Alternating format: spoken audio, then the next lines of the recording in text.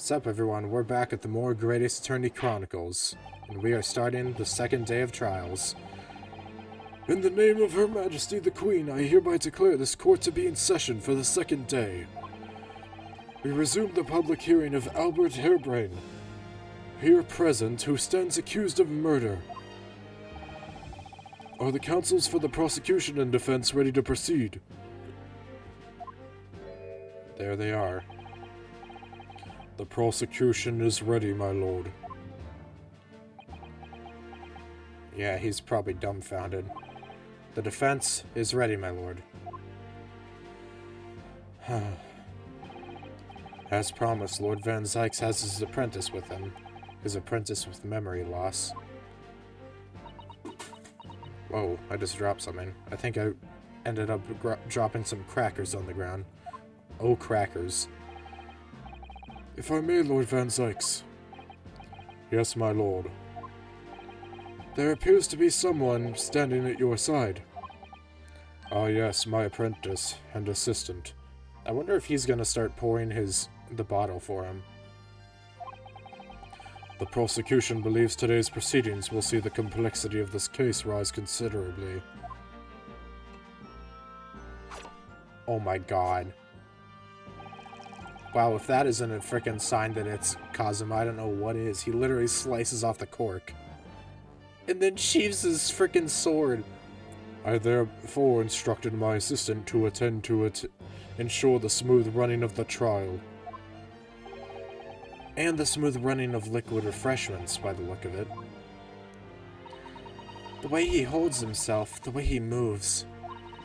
It couldn't be anyone else. But he's still suffering from amnesia, so there's really nothing we can do at the moment. I know, but... oh, this is so very hard. It would appear the prosecution has done a fine job in responding to the demands of the court made yesterday. I understand you have successfully secured the engineer who disappeared from the scene on the day in question. Yeah, though it wasn't him that did it. Yes, my lord. I intend to call him as a witness shortly. Very good, very good. Now then, ladies and gentlemen of the jury, who have been chosen randomly to represent the will of the people in this courtroom today. Are you ready and willing to proceed? Of course, my lord. I'm sure we all understand the importance of doing our civic duty. I do so despise deception and deceit. I find it so very wearing. To take a man's life with a conjuring trick, it is against the magician's code, not to mention the law. Any fake scientist should feel the wrath of God, if you ask me. Divine retribution. We have to listen to what's said on both sides of the fence, and, then settle on one. That's it, isn't it? Wasn't like this in my day. Wasn't like this at all. If all parties are ready to proceed, you may begin, Lord Van Zykes. Before I do, my lord, there is a report I must read to the court. The bombing, I assume? Oh my god. Yesterday at the Great Exhibition Grounds, the evidence of primary importance in this case. I like that Kazuma's animations are literally just to make his better. Like, they're literally just they're just making his even more over the top. The super high voltage instantaneous kinesis machine, which was installed on the experimentation stage, was deliberately destroyed in an explosion effected by an unknown person or persons. It was what? An explosion? This is an outrage.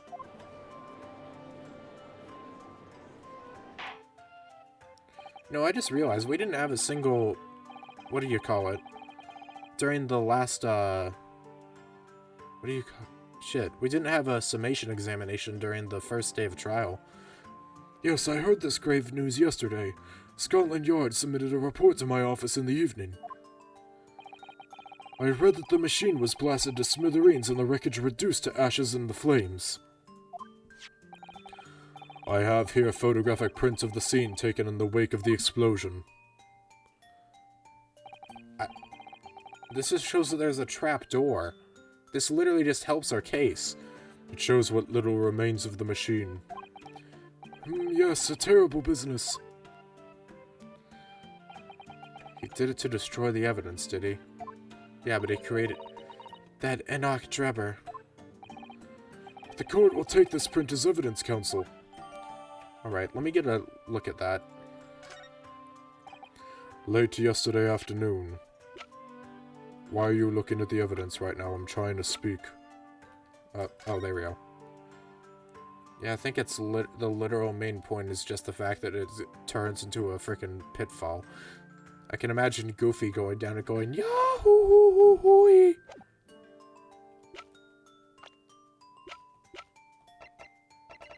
Masked man.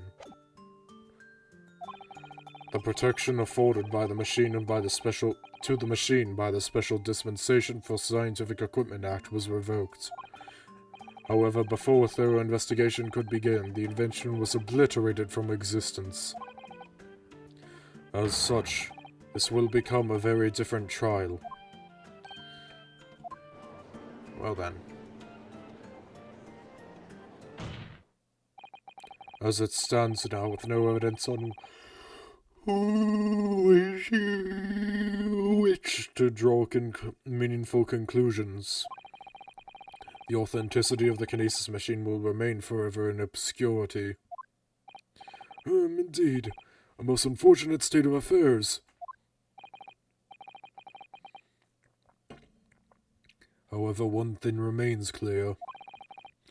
The victim's death was the result of the actions of the accused. Of that we can be certain.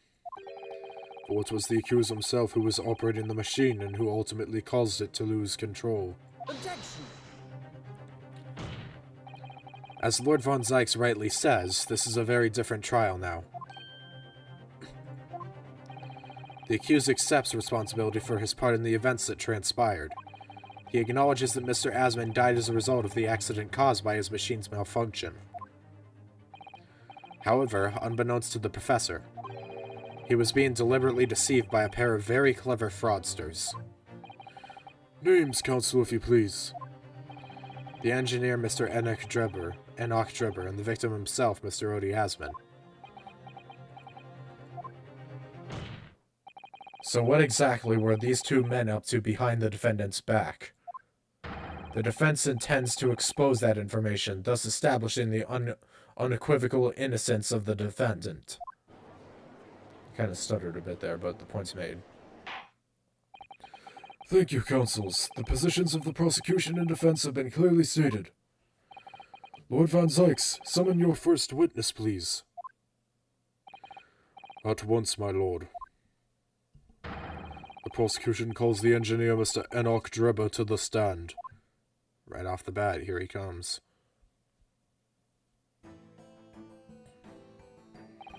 State your name and occupation for the court. Name, Enoch Drebber. Occupation.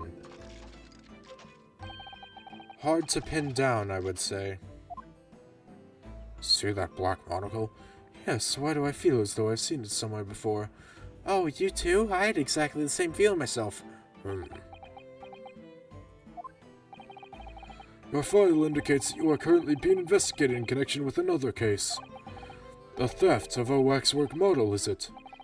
A most extraordinary sounding business. But that has no bearing on this trial, I assure you. Cleave it from your mind. You're familiar with the public experiment carried out at the Great Exhibition some days ago. The accused super high voltage instantaneous kinesis demonstration. We really should come up with an abbreviation for this, like SHVIK. Yes, you could say that. I am aware of it. There was a terrible accident, wasn't there? Thank you, Asogi. It was you, Mr. Drebber, who constructed the vast machine using the experiment. So our investigations indicate. Can you confirm your involvement? Yes, I constructed it. In precise accordance with the blueprints, but that's all.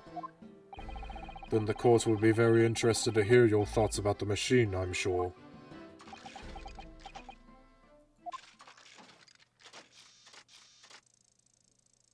Man still got some dance moves. He can do the robot like no other. I almost said Roblox for some godforsaken reason. An amazing device, if you ask me. The pinnacle of modern science, making instantaneous kinesis a reality at last. What? Good gracious! Do you mean to say that the experiment was bona fide? Is that your belief, sir? Of course he'd say that. Yes, that is very much my belief. Such a waste that it blew up. Objection! But we've already established the machine was nothing more than a prop for an elaborate conjuring trick. Objection! You've established nothing of the sort. All that was shown during yesterday's proceedings is that the same outcome could have been produced by means of staged trickery. The defense merely proposed a method and demonstrated it feasibly, nothing more. But... Well, not much arguing against that. We've procrastinated long enough, I feel. Witness, you will now give your formal testimony about the machine that you constructed for the purpose of the demonstration at the Great Exhibition. Understood. Alright, what's this sham got? God, why's he gotta look so cool, though? I met the young professor approximately 1 year ago, through Mr. Asman's introduction. He provided me with the blueprints, and I constructed the machine to his precise specifications. It was no trick. If the whole show was a fraud, it would have required a body double. Tell me, did the victim have a twin? All the spectators saw the birdcage appear above their heads and then crash headfirst into the crystal tower. A terrible accident, I grant you. Perhaps the science on which the machine was built was flawed somehow.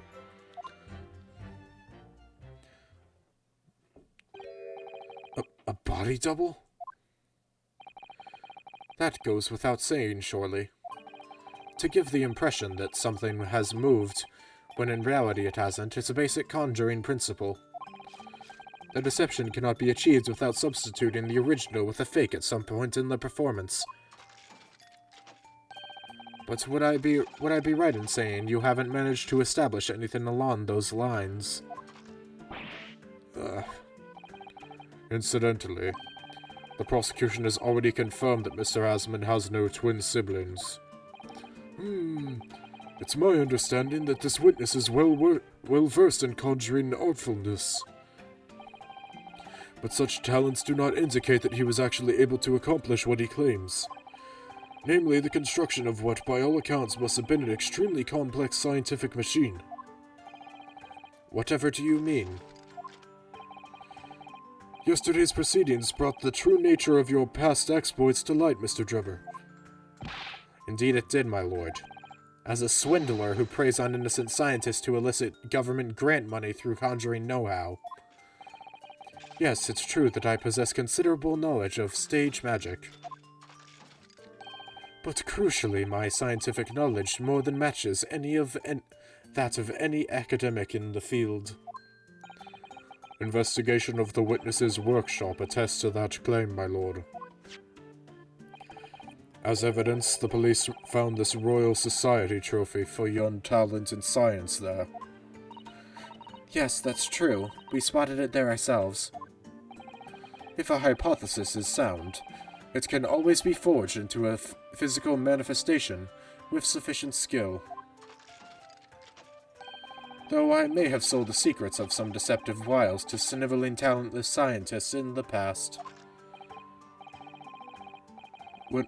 Would you therefore assert that the explosion of the machine was an unfortunate accident, or, of course, a deliberate act of murder carried out by misuse of the science?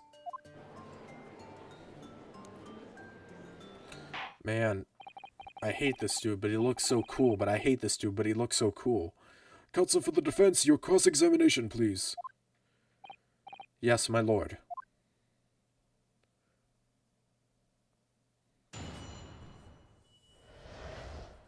Kinesis machine. Ba-bum, ba-ba-da-dum-dum. So you were already acquainted with Mr. Asman himself? Not really. By chance I'd seen his name mentioned in the papers, that's all. But I had no interest in his private affairs. If he was an unscrupulous investor, it was no concern of mine. As long as people pay their bills, I took up my tools and construct what they asked for. So why did Mr. Asman approach you in particular, then? I feel like I'm doing a bit too high-pitched of a voice for this dude. But I feel like if I go any lower, I'm gonna end up getting in the territory of frickin' Von Zykes.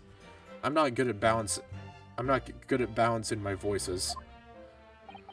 Who can say? I presume because my name is associated with excellence in engineering. Not to mention excellence in fraud. Ignoring. Hard to gauge, but the point is, all I did was construct the machine according to the blueprints I was given. In other words, the Kinesis machine was built on solid scientific principles. Yes, you might say that. Professor Harebrain certainly has a mind like no other.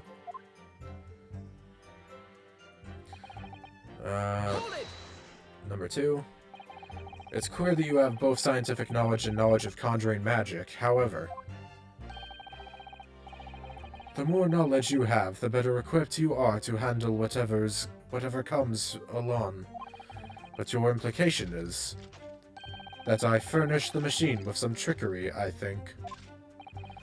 It's a possibility that we have to explore. Unfortunately, though, the machine has been blown to Kingdom Come. So there's really nothing left to explore, is there? It appears that the Kinesis machine was fitted with a timed explosive device of some kind. And there's nothing left of that device either. Not a single shred of evidence remaining, I hear. He must have planned all this from the outset. But in any case, it's abundantly clear that the experiment couldn't have been a trick. If the whole show was a fraud, it would have required a body double. Tell me, did the victim have a twin? Hold it! Of course, that's it. Mr. Hasman was a twin. Objection! I already went over this, you idiot. Perhaps my learned friend wasn't listening earlier. Mr. Asman has no twin siblings. No, I heard you before, but the thread of hope hadn't quite left me.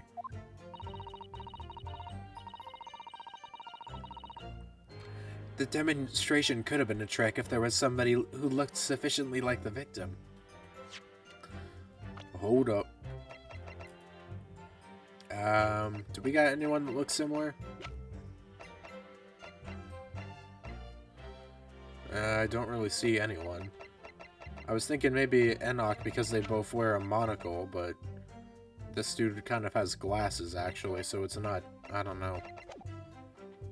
And also his hair is drastically different.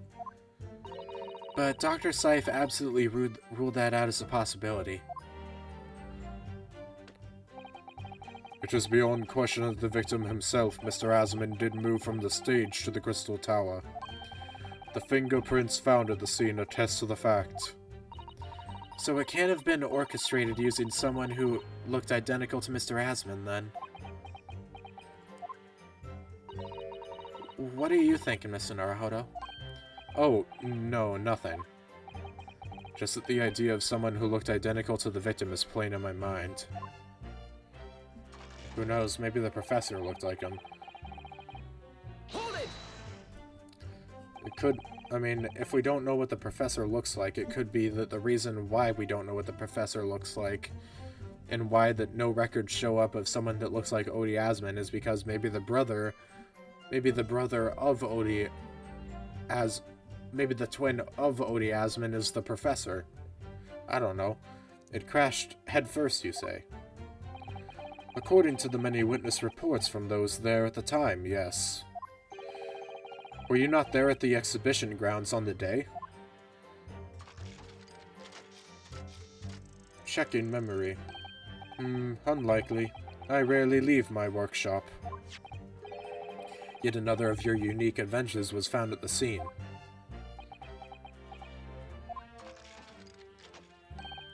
Well, it was the unveiling of a machine I labored over for many months.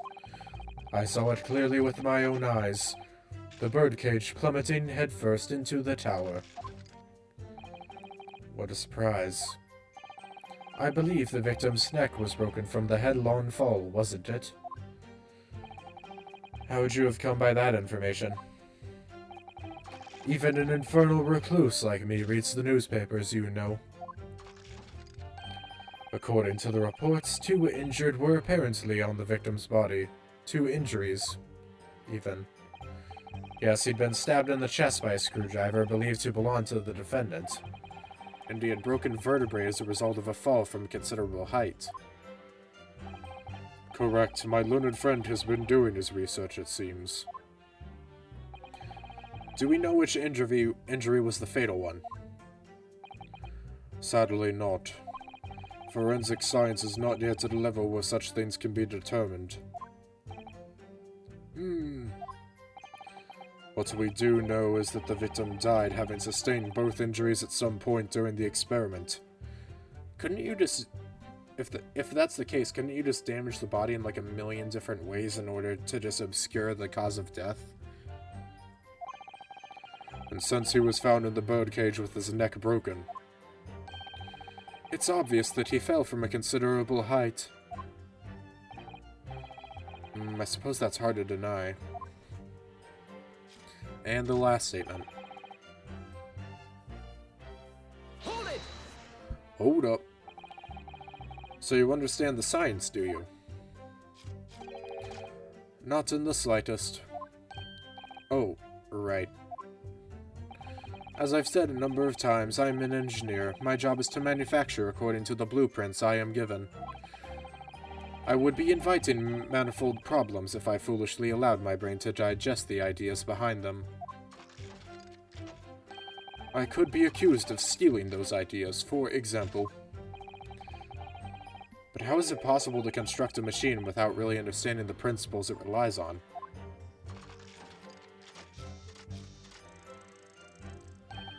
Well, you're practicing law without really understanding the principles it relies on, aren't you?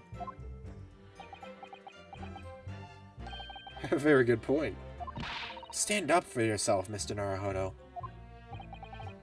The point is, the experiment resulted in instantaneous kinesis taking place. As such, the science must be sound.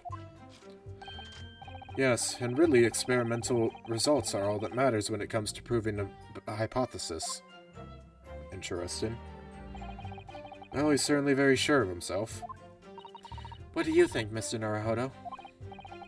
Well, now that the machine has been completely destroyed by yesterday's explosion, it's going to be impossible to argue its authenticity one way or the other. But if we're unable to establish that it was a piece of stage trickery rather than genuine science, we will have no grounds on which to demonstrate Professor Harebrain's innocence. Both Mr. Asman and this man in the stand tricked the professor and used him. They took advantage of his naivety and his unbending belief in his work, and I won't let them get away with it. And seeing as the professor is an old friend of Lord Von Zykes, what on earth must he be feeling towards Drebber? Good question. If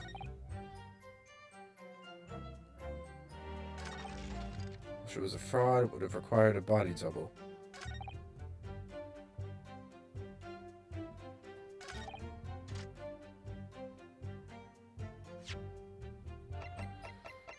I have very little clue about what to do here. We have a lot of stuff. Wait, actually.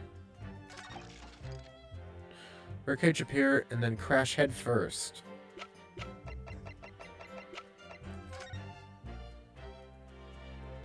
There isn't any dents in the top, but there is dents in the bottom. Is this it? Objection! Oh shit, it is. I'm godlike. We've examined the bird cage that crashed into the Crystal Tower ourselves. As you can see, the cage, which is a wooden construction, has sustained damage in one particular spot. Following the explosion, it fell some 30 feet into the glass of the crystal tower. That level of damage is to be expected, surely. I agree. The damage itself is entirely understandable. What doesn't make sense is the location of that damage. All the breakages in the wood are at the base of the birdcage, not the top. What are you saying? That's the opposite of where they should be. That's right, my lord. The birdcage that was at the scene is damaged at its base. Based on what, you might ask? Well, based on this. It's based on the reports of the birdcage falling headlong into the crystal tower. The damage is at the bottom. The only way to reconcile these two facts is to accept that there were two bird cages in play that day, which were at some point switched. Switched during what wasn't a scientific experiment at all, but an elaborate piece of staged trickery. Gah! Wow, he freaking changed mid-sentence from orange to white text. Good gracious, or mid-shout. Good gracious, explain yourself, witness. Well... Oh, you sweating already. If we examine the facts, there's only one logical conclusion we can draw. The damage on the base of the birdcage clearly indicates that it crashed tail first into the tower. Objection! But multiple witness reports claim it fell headfirst. The birdcage materialized in the sky next to a balloon flying over the stage, following a spontaneous explosion, at an altitude of some 60 feet above ground level, which is approximately 18 meters. Yeah, we don't need the conversion rates. It then proceeded to fall some 30 feet into the crystal tower in the ensuing deflagration. Witness reports amid such chaos are notoriously unreliable. Yeah, but from multiple people? Objection! But the victim's neck was broken. Objection! He plummeted 30 feet inside a heavy wooden cage. However he fell, it would be unsurprising to find one or two of his vertebrae crushed. Wait. Coo.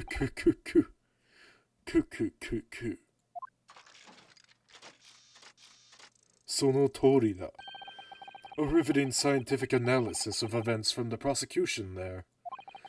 Though to be even more rigorous, you would have to say it was only one vertebra, actually. He wasn't quiet for long. I find it hard to see what's motivating Lord Von Zykes. This witness is clearly a swindler and one who has deceived a personal friend of his. If you're going to establish this deception, do it right. Sorry? I feel like that's the undertone here. Ah, yes, and there's one more point. The defense appears to have forgotten. It obviously wasn't a trick, as a certain truth very plainly demonstrates. What? Seems to me that the cross-examination had better continue until we resolve this matter.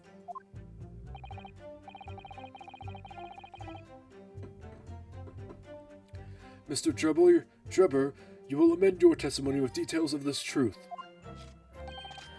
Of course, we must treat the matter scientifically, after all. I nearly had him there. Shut up, robot man.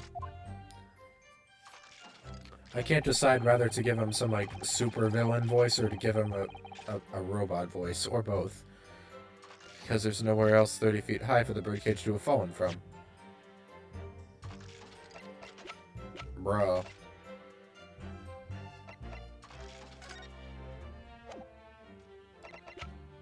You're really gonna pull this on us?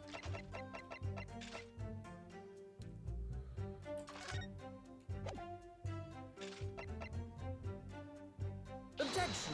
Nope, that wasn't it. The defense would have to object to that last statement, my lord. And I would have to overrule your objection, counsel. Wow, that was lightning fast.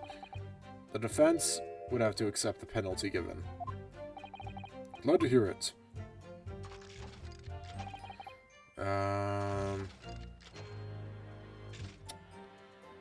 It's gotta be one of these. Objection. Nope, not that. Well, shit.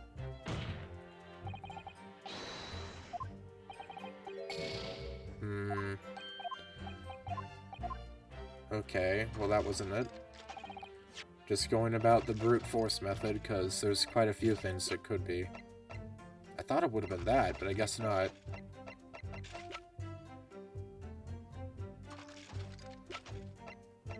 Objection. There we go. This is a diagram of the experimentation stage and its surroundings.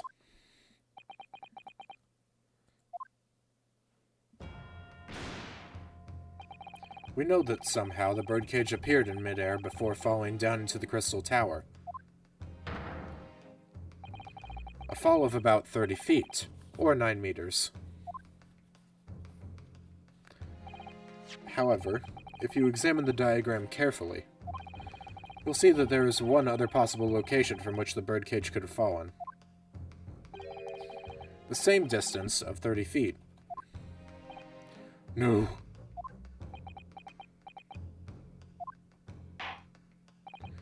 Well, it appears the defense has a possible explanation to put forward. Go ahead, counsel. Yes, my lord. Of course. You will indicate the place to which you are referring on the same diagram. The alternate location from which the birdcage could possibly have fallen, the requisite 30 feet. Why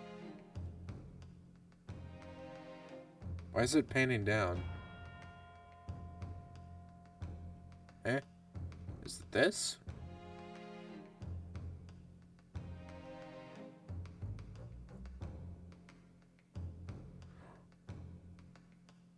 Oh. I see. Take that! The place I'm referring to is here. Because we saw that... Because of this. This opened, and Odie Asman fell to his death by falling through the experimentation stage during all that confusion. The entire freaking thing with the cage over on the other side was a freaking red herring. Oh my god, I didn't realize that. Oh my god. But that's where the birdcage would have been to begin with. Which is exactly the point, my lord.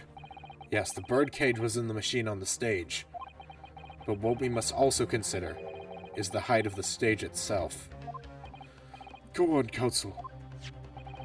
It turns out the experimentation stage was built at a considerable height above ground level. If you look at the diagram, in fact, you'll see it's about the same height above the ground as the balloon was above the crash site. Yep, that's what I saw.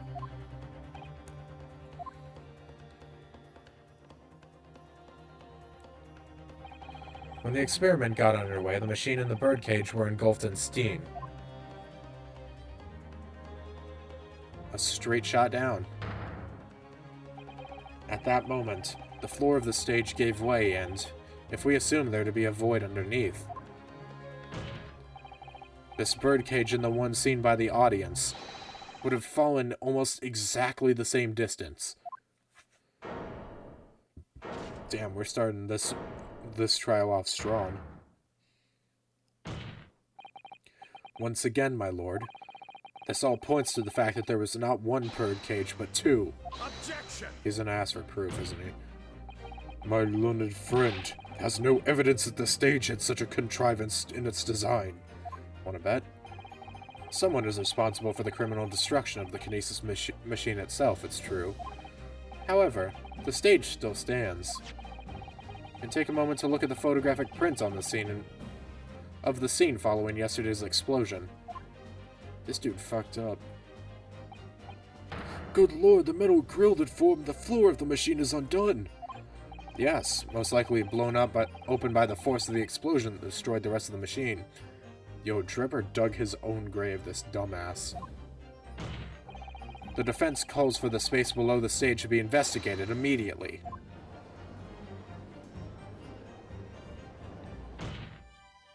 Mr. Drebber.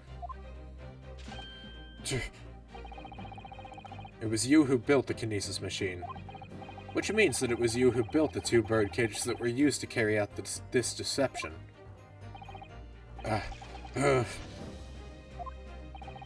Whether Professor Harebrain's hypothesis is sound or not makes no difference.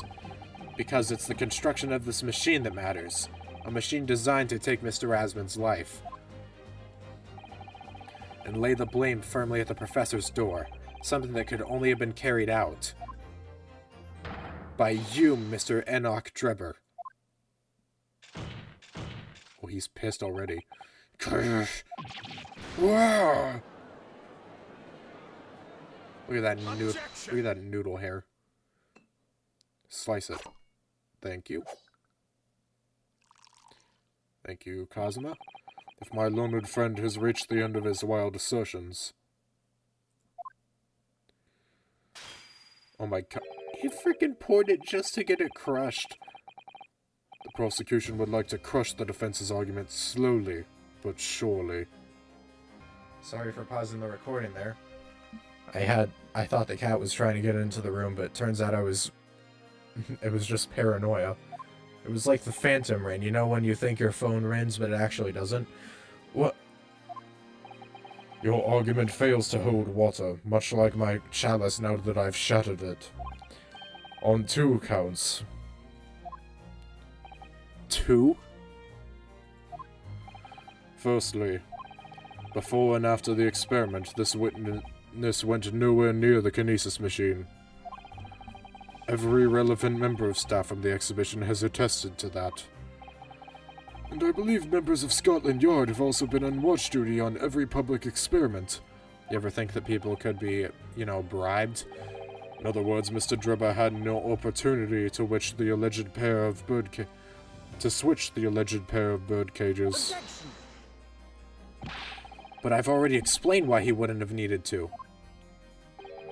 The nonsense with the crossbow, that doesn't bolster your case at all. The man who disappeared from the stage and the man who crashed into the tower are one and the same. The forensic investigation team's report is unequivocal on that point. And the second flaw in your assertion is a distinct lack of motive. Why would this man have wanted to take the victim's life? He had no reason to. A motive? Do I have to think of everything myself? Why, thank you. I have here a contract provided by the witness. What contract is that, Lord Van Zykes? The contract into which Mr. Drebber entered with the victim, Mr. Asmund, who reads, Mr. Drebber is to receive 30% of all remunerations from government grants or other income. 30%? Certainly very favorable contractual conditions. But there is one very important provision bolted onto that clause. What provision? Dr. Drebber may only uphold this right on condition that both contracting parties are alive. In other words, if either of us were to die, the contract would become null and void. So you see, I had nothing to gain from Mr. Asmund's death. The diametric opposite, in fact.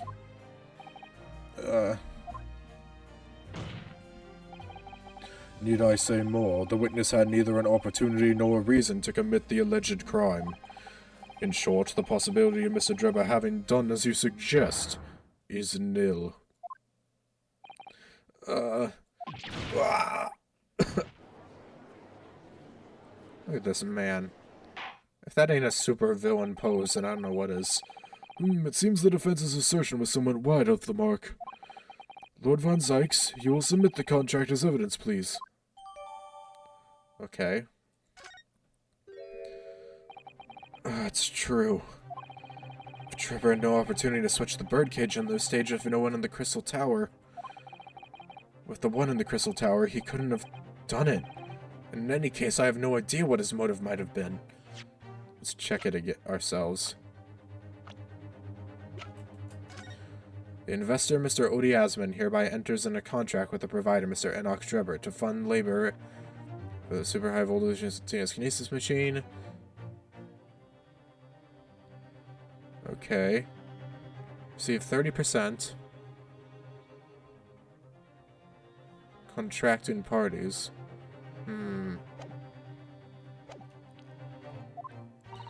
There is one aspect of your argument that still holds true, however. There were 2 bird cages. The prosecution is unable to deny that. So I'm sure you're on the right lines, Mr. Naruhodo. And I have no doubt there are other aspects of your assertion that are undeniable truths too. Well, it would seem that the defense has no rejoinder to offer.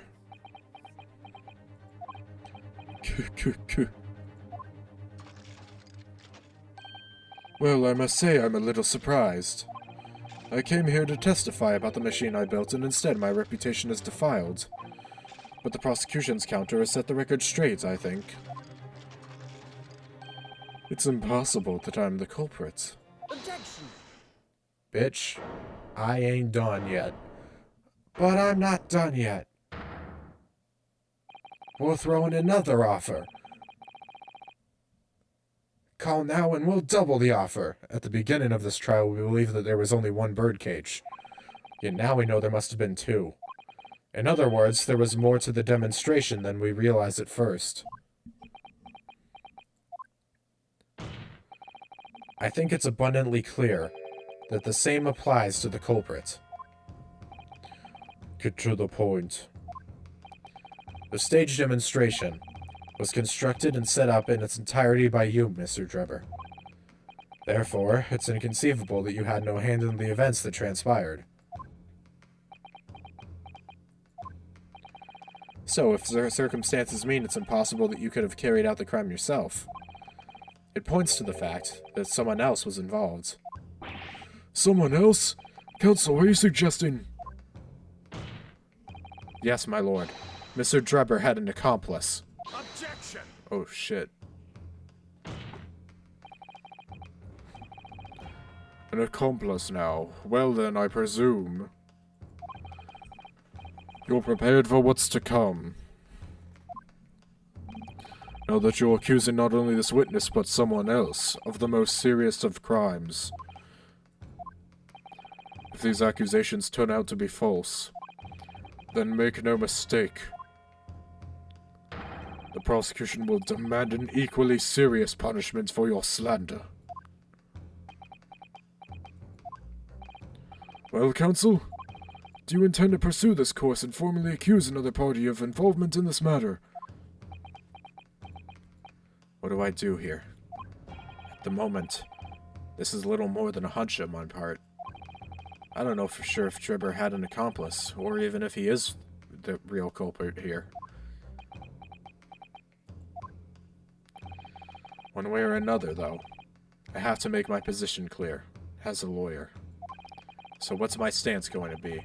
Did Drebber have an accomplice, or not?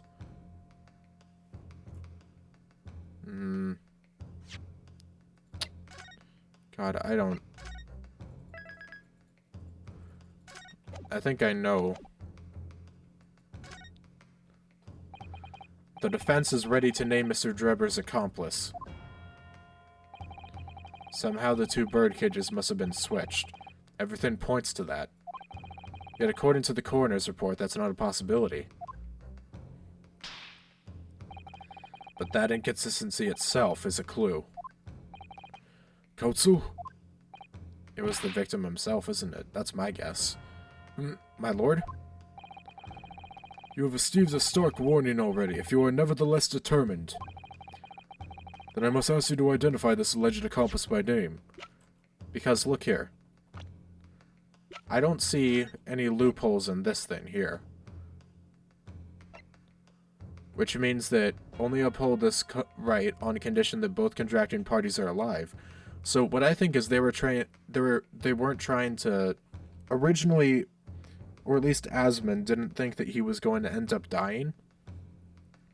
Because he realized that if if Asmund died, then there would be no point in it for Drebber. So he probably thought, oh, there's no risk of me.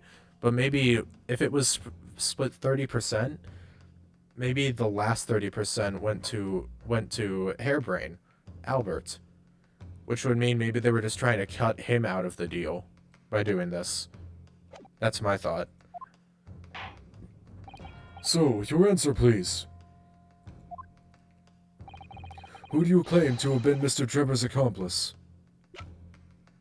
I only find one person capable of this.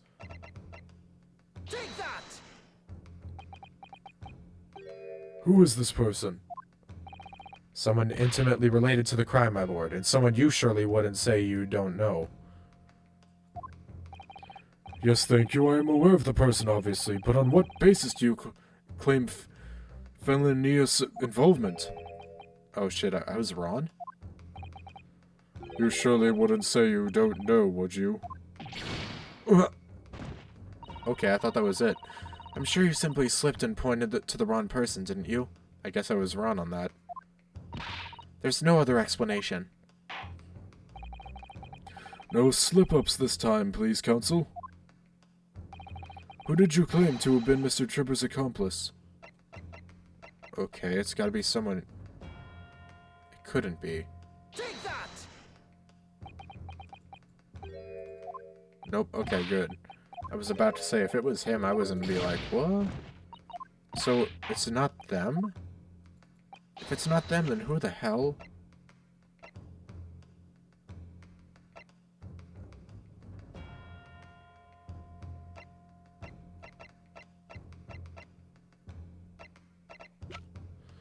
I'm gonna have to do trial and error on this. I have no idea.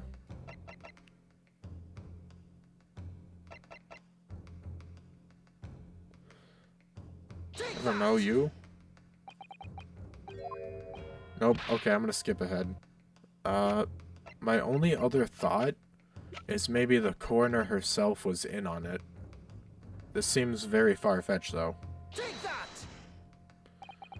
The name of the person in question is... What's wrong, my Lebanese friend? Oh, was I actually right? Surely fear doesn't bind your tongue now. It's a little late for that. Of course I'm afraid. After all, naming her in this capacity is definitely going to make waves. A lot of waves. I could very well turn every single person in this courtroom against me. I'm sure it will be alright, Mr. Naruhodo. Thank you, Mrs. Sato. The enemy always appears larger than life, but you'll appear exactly the same to the enemy. Alright then. Here goes. Wait, now that I think about it, she also told everyone to shoo out of the room when we found Drebber. Literally everyone. You've kept us waiting long enough. Your answer, counsel, now. The person who colluded with Mr. Drebber in order to carry out this wicked crime is Scotland Yard's coroner, Dr. Courtney Scythe. What in blazes are you talking about? Dr. Scythe? The head of the forensics investigation team, and the coroner conducted the autopsy on the victim?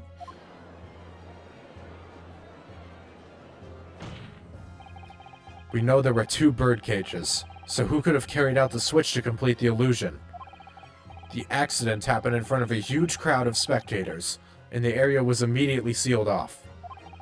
Then everyone, police officers included, were banished to make way for the forensic investigation team. When else could the switch have occurred? It can only have been in that team's presence. Oh shit. It's essential that the court determines exactly what happened after following the incident. The defense demands that Dr. Scythe be summoned to the witness stand to testify at once, next time on Great Ace Attorney Chronicles. Holy shit, we are going for the jugular. Oh man, I can't wait to see where this leads. But we'll have to do that next time. Adios, ciao, bye-bye, and signing off. Until next time, ja matane.